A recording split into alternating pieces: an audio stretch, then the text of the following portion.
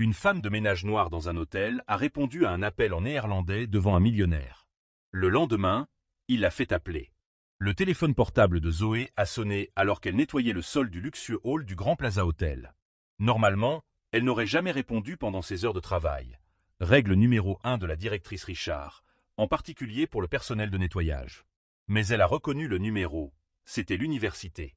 Après 6 tentatives infructueuses pour obtenir une bourse d'études pour son programme de maîtrise en linguistique, cet appel pouvait tout changer. Un instant, murmura-t-elle en se cachant derrière une colonne ornée de marbre. C'est alors que sa vie a basculé en quelques secondes. Zoé Johnson, répondit-elle discrètement, espérant ne pas être remarquée par les clients qui traversaient le hall. La voix à l'autre bout de la ligne s'exprima dans un néerlandais parfait. C'était le professeur Van Houten de l'université d'Amsterdam.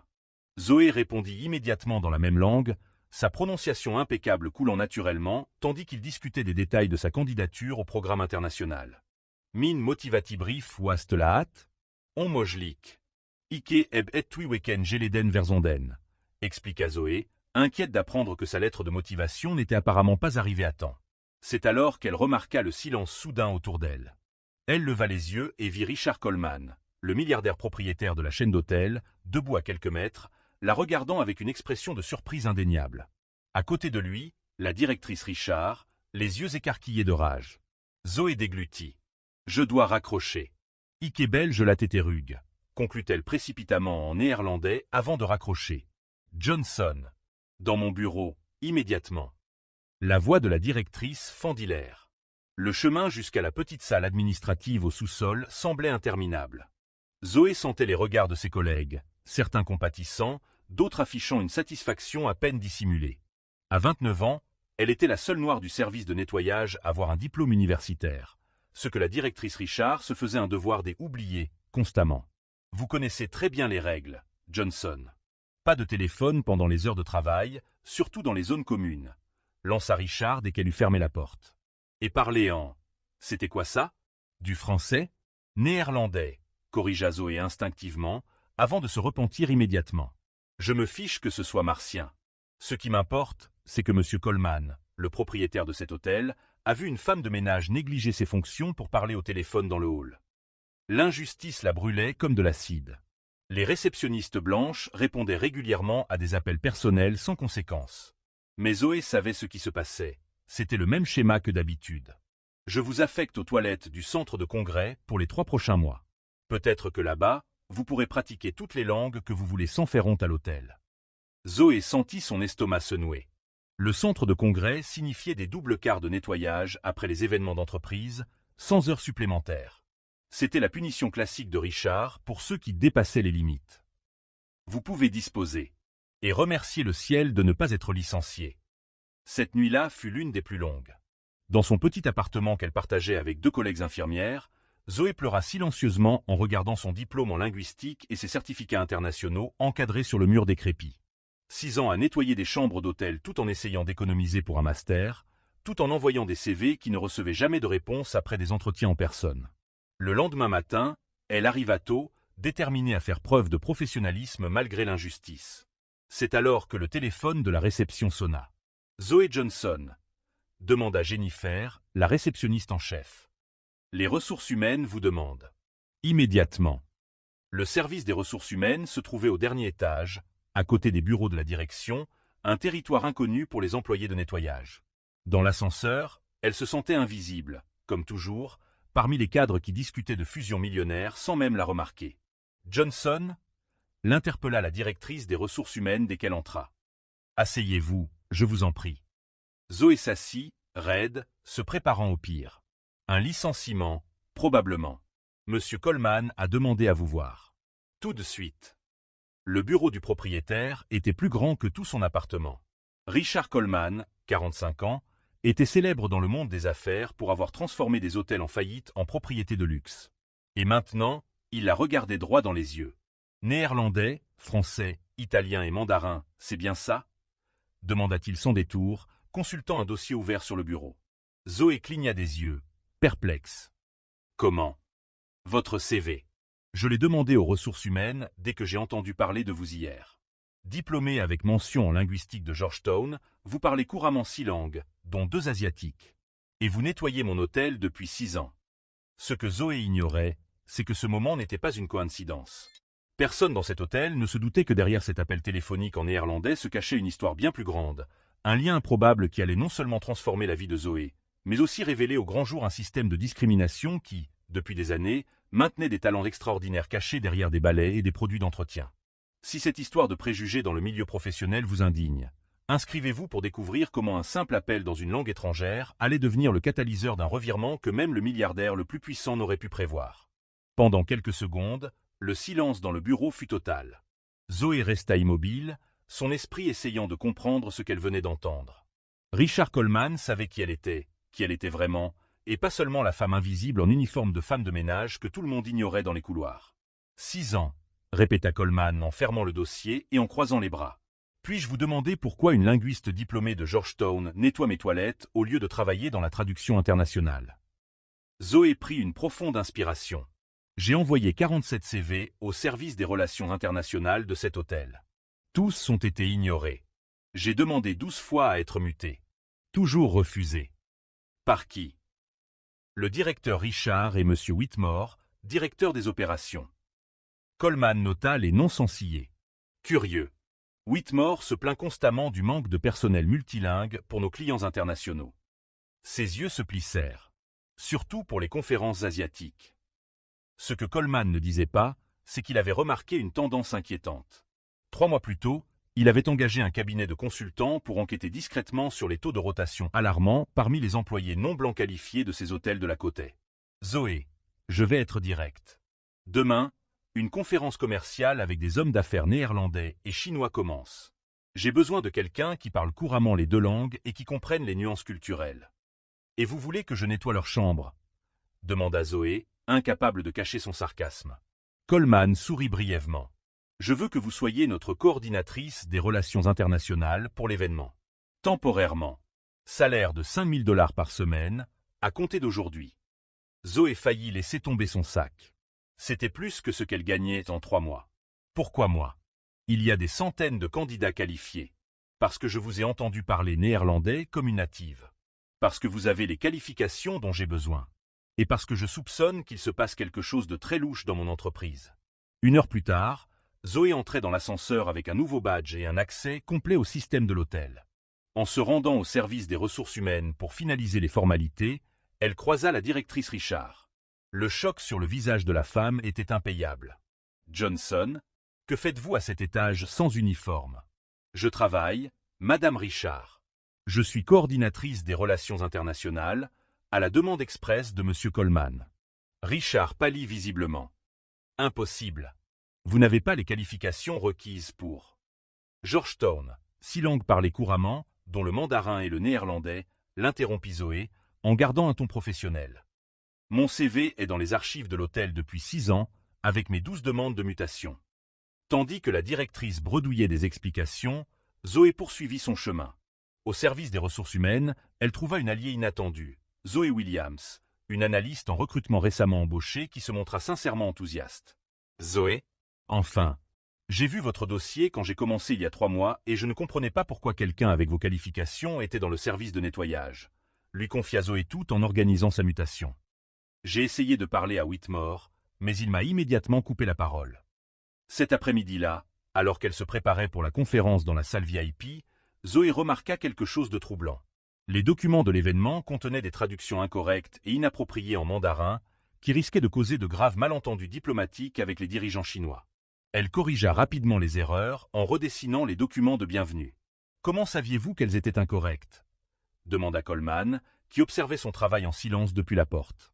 La traduction précédente utilisait des termes qui pouvaient être considérés comme offensants dans le langage formel chinois, expliqua Zoé. La personne qui a fait cela connaît les bases de la langue, mais pas les nuances culturelles. Coleman acquiesça pensivement. Whitmore m'a assuré qu'il avait engagé les meilleurs traducteurs. Cela a coûté une fortune. Il a engagé quelqu'un sans vérifier ses références, corrigea Zoé en montrant une erreur critique dans la traduction d'une proposition de partenariat. Le lendemain, la conférence commença. Zoé se faufilait avec une élégance naturelle parmi les hommes d'affaires internationaux, passant sans effort du néerlandais au mandarin, modérant les conversations et facilitant des connexions qui auraient normalement pris des jours à établir. Pendant une pause, elle fut abordée par Whitmore, le directeur des opérations, un homme qui ne lui avait jamais adressé la parole en 6 ans. Son sourire n'atteignait pas ses yeux. « Mademoiselle Johnson, je suis impressionné. Richard a clairement sous-estimé votre potentiel. Merci, monsieur Whitmore. C'est impressionnant que mon CV mentionnant ma maîtrise du mandarin ait été ignoré, surtout quand on sait que l'hôtel a dépensé 50 000 $ en service de traduction inadéquat pour cette conférence. » Le sourire de Whitmore se figea. « Il doit y avoir un malentendu. Je n'ai jamais reçu. J'ai reçu confirmation de la réception de tous les emails envoyés au cours des 6 dernières années, » l'interrompit Zoé calmement. « Y compris ceux qui signalaient des erreurs critiques dans les traductions commandées pour les événements asiatiques. » Ce que Zoé ne mentionna pas, c'est que Zoé lui avait donné accès au registre des contrats de traduction. L'entreprise appartenait à la nièce de Whitmore, qui n'avait aucune expérience avérée en mandarin formel, mais facturait des prix d'expert. Pire encore, toutes les traductions précédentes contenaient des erreurs similaires qui auraient pu coûter des millions en contrat. Le 3e jour de la conférence, quelque chose d'inattendu se produisit. L'un des hommes d'affaires néerlandais reconnut Zoé. « Attendez, vous n'êtes pas l'étudiante qui a écrit cet article brillant sur les variations linguistiques dans le commerce international, publié dans la revue de linguistique appliquée ?» Zoé confirma, surprise d'être reconnue. « J'ai cité votre travail lors de 2 conférences. » s'exclama l'homme en appelant ses collègues pour qu'il la rencontre. Coleman observait tout cela de loin, remarquant que Whitmore semblait de plus en plus mal à l'aise.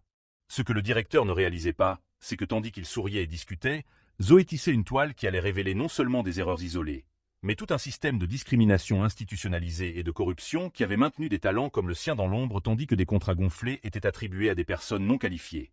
Personne au Grand Plaza Hotel ne se doutait que la femme de ménage noire qui avait répondu à un appel en néerlandais n'était pas là par hasard. Derrière ce transfert de service apparemment anodin se déroulait un plan qui allait non seulement changer la vie de Zoé, mais aussi exposer un système de discrimination qui touchait des dizaines d'employés. La question n'était plus de savoir si elle pourrait prouver ce qui s'était passé, mais à quel point la vérité serait dévastatrice lorsqu'elle serait révélée. Le matin du 4e jour de la conférence, le Grand Plaza Hotel bouillonnait d'énergie. L'initiative de Zoé avait généré des contrats préliminaires qui dépassaient toutes les attentes. En traversant le hall, elle remarqua quelque chose de troublant. Whitmore conduisait une jeune femme, visiblement nerveuse, vers les ascenseurs réservés à la direction. « Mademoiselle Whitmore, votre traduction en mandarin est correcte, » disait-il d'un ton contrôlé. « Il n'y a pas lieu de s'inquiéter. » Zoé reconnut immédiatement le nom de famille. La jeune femme portait un dossier contenant des documents marqués « Traduction finale », contrat principal. Un rapide coup d'œil lui confirma ses soupçons. Les mêmes erreurs critiques qu'auparavant persistaient dans le texte. « Monsieur Coleman doit voir ça », pensa Zoé en se dirigeant rapidement vers le bureau du PDG. Coleman était en train de réviser des documents lorsqu'elle entra sans prévenir. « Zoé, que se passe-t-il ? Whitmore remplace mes traductions correctes par des versions erronées réalisées par sa nièce, » expliqua Zoé en lui montrant des captures d'écran sur son téléphone. « Et j'ai la preuve que cela se produit depuis des années. » Coleman se leva brusquement. « Êtes-vous absolument certaine ? J'ai tout documenté.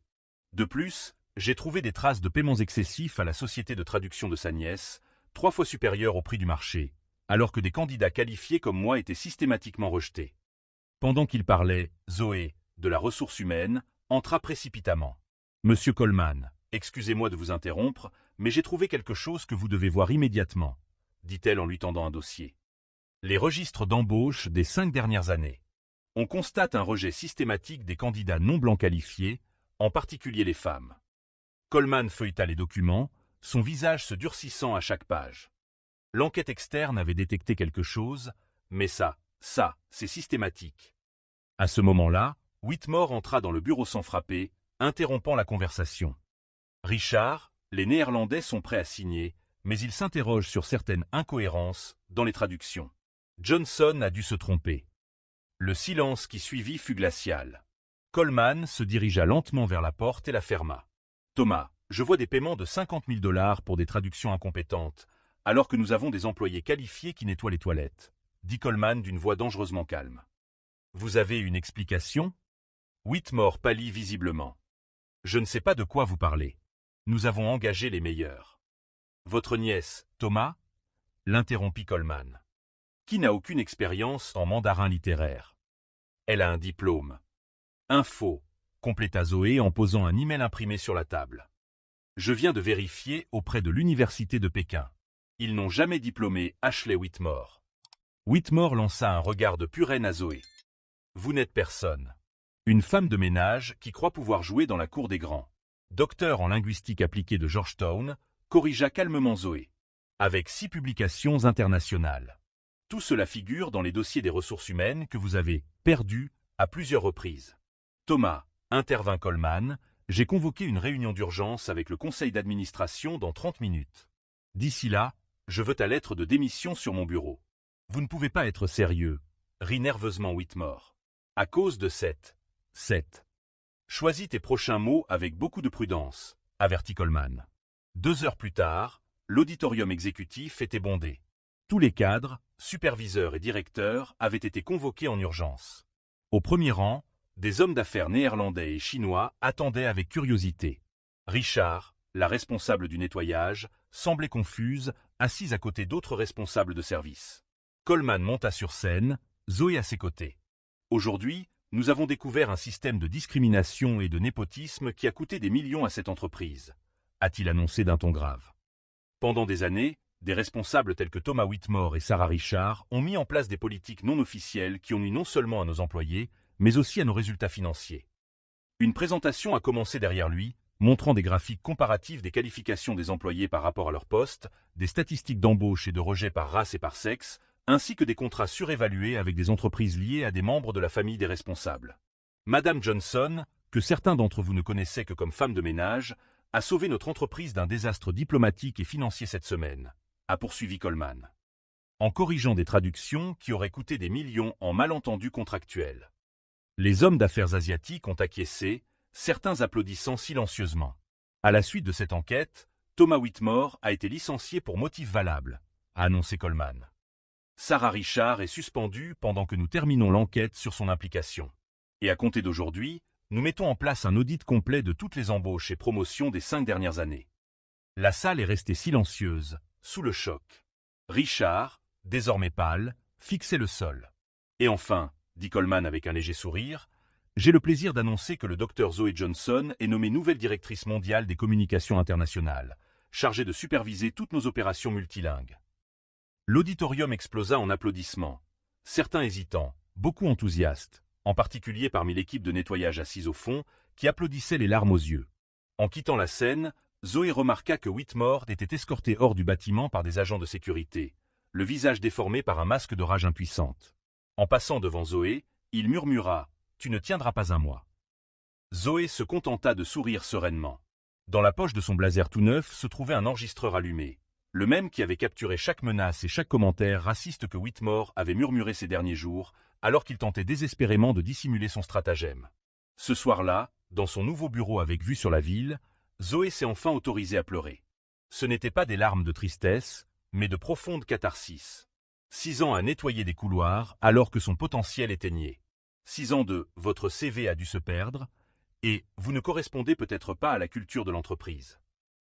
Elle a pris son téléphone et a appelé sa mère, qui avait tout sacrifié pour payer ses études. « J'ai réussi, maman », a-t-elle simplement dit, la voix brisée. Ce que personne au Grand Plaza Hotel ne pouvait prévoir ce jour-là, c'est que la véritable transformation ne faisait que commencer. Alors que certains cadres digéraient encore le choc de voir leurs anciens privilèges s'effondrer, d'autres réalisaient déjà l'inévitable vérité. Le véritable talent, lorsqu'il est enfin libéré, ne se contente pas de corriger les injustices du passé, il redéfinit complètement l'avenir.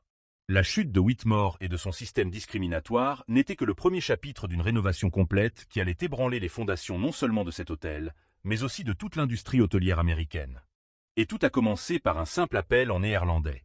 6 mois s'étaient écoulés depuis ce jour fatidique où Zoé avait répondu à un appel en néerlandais dans le hall du Grand Plaza Hotel. Ce qui n'était alors qu'un cas isolé de justice personnelle s'était transformé en une révolution silencieuse dans le secteur hôtelier américain. Le bureau de Zoé, au 32e étage, offrait désormais une vue imprenable sur tout Manhattan. Une plaque discrète sur la porte en chêne indiquait « Dr Zoé Johnson, vice-présidente de la diversité et des relations internationales ». Son salaire à 5 chiffres était mensuel et non annuel. Mais son véritable pouvoir allait bien au-delà de son titre ou de sa rémunération. Le comité de restructuration est réuni et vous attend, Dr Johnson, annonça Zoé, désormais son assistante de direction et amie proche. Tous les directeurs régionaux sont en visioconférence. Zoé acquiesça, prit une profonde inspiration avant d'entrer dans la salle de conférence où Richard Coleman et le conseil d'administration l'attendaient déjà. C'était le jour de la présentation finale du programme Talents Invisibles, une initiative personnelle que Zoé avait mise en place pour identifier et promouvoir les employés qualifiés systématiquement ignorés dans l'ensemble du réseau hôtelier. Les résultats du programme pilote ont dépassé toutes nos attentes, commença Zoé en présentant les chiffres à l'écran. En seulement 6 mois, nous avons identifié 147 employés possédant des compétences en langue, en finance, en gestion et en technologie qui occupaient des postes bien en deçà de leurs capacités, dont 83% étaient noirs, latino-américains ou issus d'autres minorités. Coleman acquiesça. Le programme avait été sa première exigence lorsqu'il avait accepté la promotion. Il ne s'agissait pas simplement de corriger leur situation individuelle, mais de changer le système dans son ensemble. Le plus impressionnant, a poursuivi Zoé, c'est l'impact financier. Les coûts liés à la traduction externalisée ont été réduits de 78%. La satisfaction des clients internationaux a augmenté de 42% et nos évaluations en matière de diversité se sont hissées au sommet du classement du secteur. Tout cela en offrant de réelles opportunités à des personnes qui figuraient déjà sur notre liste de paix. À l'autre bout du pays, Sarah Richard regardait la retransmission de la conférence depuis un petit hôtel en Californie. Après une enquête approfondie, elle avait échappé à un licenciement pour motif valable en acceptant une rétrogradation et une mutation. Elle gérait désormais la blanchisserie d'un établissement de seconde zone, une humiliation quotidienne pour celles qui rejetaient auparavant les talents sur la base de préjugés. La prochaine extension du programme comprendra un système de mentorat interne, a expliqué Zoé. Chaque talent promu s'engage à identifier et à soutenir d'autres employés à fort potentiel. Thomas Whitmore n'assistait pas à la conférence. Après son licenciement, aucun hôtel de luxe ne l'avait embauché. Les accusations de discrimination systématique et de détournement de fonds avaient terni à jamais sa réputation dans le secteur. Selon la rumeur, il travaillait désormais comme gérant de nuit dans un motel routier en Arizona. Sa nièce Ashley avait dû rembourser tous les paiements gonflés, suivre un programme d'éthique professionnelle et étudier désormais le mandarin, ironiquement grâce à une bourse créée par la Fondation Coleman pour l'éducation linguistique inclusive. Pour conclure, dit Zoé en se tournant directement vers la caméra qui retransmettait dans tous les établissements du réseau, je voudrais partager quelque chose de personnel. Elle fit une pause, laissant le silence envahir la pièce. Quand j'étais petite, ma mère travaillait comme femme de chambre dans un hôtel comme celui-ci. Elle avait un diplôme universitaire, mais n'avait jamais trouvé d'emploi dans son domaine. Elle me disait toujours, « Zoé, peu importe à quel point ils essaient de te rendre invisible, ta valeur ne dépend pas de leur reconnaissance. » Zoé a pris une profonde inspiration, gardant son sang-froid.